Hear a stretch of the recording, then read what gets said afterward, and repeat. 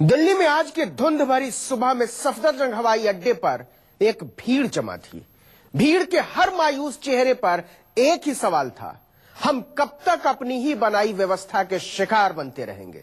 इस खामोश सवाल को एक बेटी ने अपनी आवाज दी तो जैसे आसमान का गला भी रुंध आया। सामने गृह मंत्री थे जिनकी जिम्मेदारी थी कि वो इस सवाल का माकूल जवाब देते, लेकिन एक मजबूत सरकार के गृह मंत्री की मजबूरी देखिए कि वो नम आंखें लेकर आगे बढ़ गए।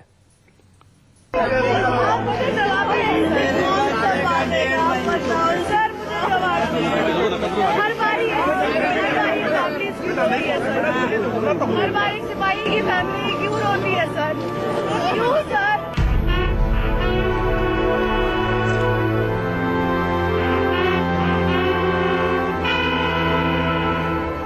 सफदरजंग हवाई अड्डे पर आखिरी सलामी के वास्ते रखे हुए ताबूतों से निकले हुए सवाल हुकूमत हिंदुस्तान के होम मिनिस्टर की हिमाकतों पर टांक दिए थे शहीद की इस बेटी ने।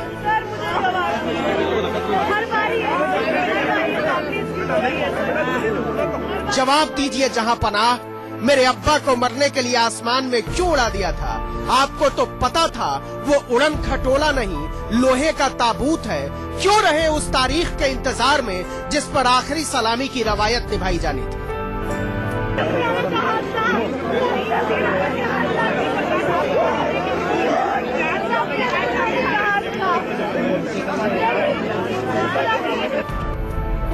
बेमौत मरे एक शहीद की लाश एक आदमी की लाश नहीं होती, उस अभिमान की लाश होती है जो मादरे हिंद की आखिरी चौहद्दियों तक फैल जाती है और इसी के साथ फैल जाते हैं उसके बच्चों के आंसू आसमान के अंतिम छोर तक।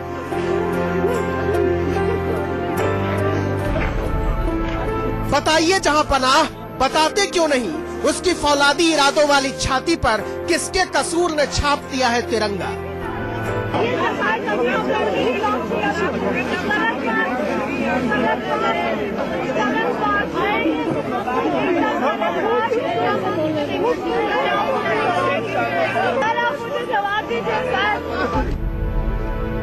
क्या जवाब देते जहां पनाह?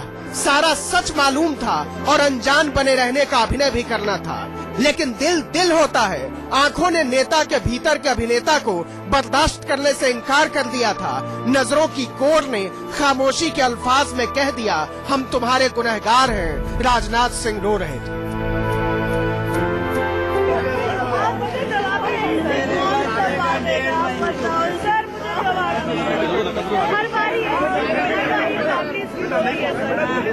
हर बार एक सिपाही की फैमिली क्यों रोती है सर?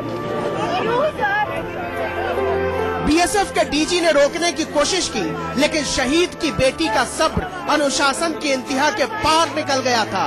पार निकल गया था भरा हुआ दर्द कैसे न निकलता। दुश्मनों के छक्के छुड़ा देने की पिता के जिंदगी की लय लाश में बदल चुकी थी, वो भी बिना कसूर के।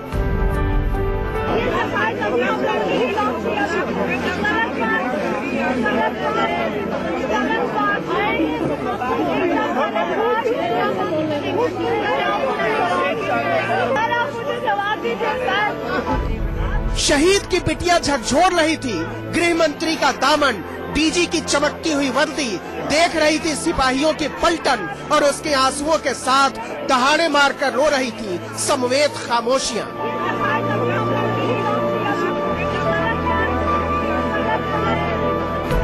वापस लौटते हुए भारत के गृह मंत्री के कदमों को दर्द की उस गर्जना ने वापस खींच लिया था। हवा खामोश थी और जमीन की आंखें नम सन्नाटों के शोर में चीख रही थी शहीद की बेटी। जवाब दीजिए जहां पनाह, मेरे पापा की जिंदगी इतनी सस्ती क्यों थी?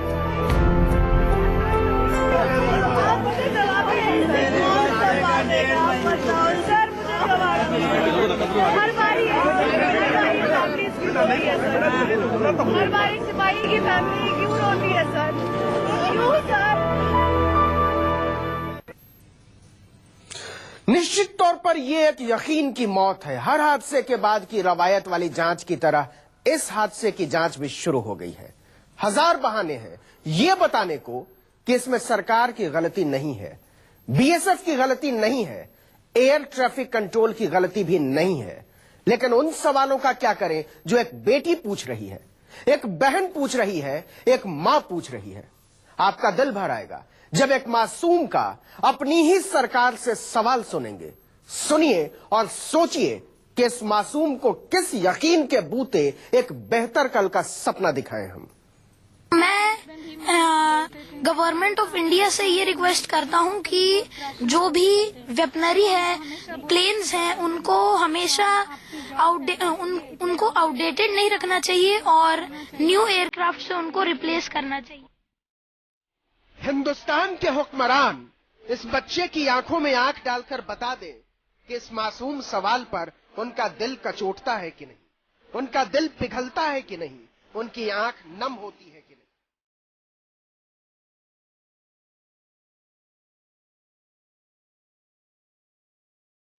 देखिए इस बच्चे के हौसले को, अंदाजा लगाइए उस पिता की परवरिश का जिसने अपने बच्चे को इस कच्ची उम्र में ही इतना बड़ा कर दिया है कि मातम के दिन भी वो चट्टान की तरह मजबूती से खड़ा है।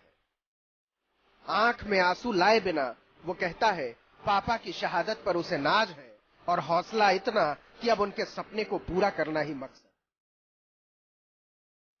अब मैं सोचता हूँ कि पापा का सपना पूरा करने के लिए मैं एक नेवल ऑफिसर बनूंगा। दिल कड़ा करके अपने भाई की इस छोटी बहन की बातें में सुन लीजिए।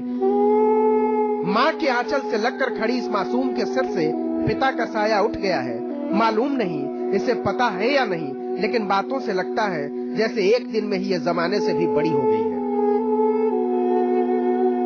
मैं बड़े होके ऑफिसर बनना चाहूंगी। इस जज्बात पर किसी का दिल भी भर आएगा, आंखें नम हो जाएंगी, दिल रो उठेगा।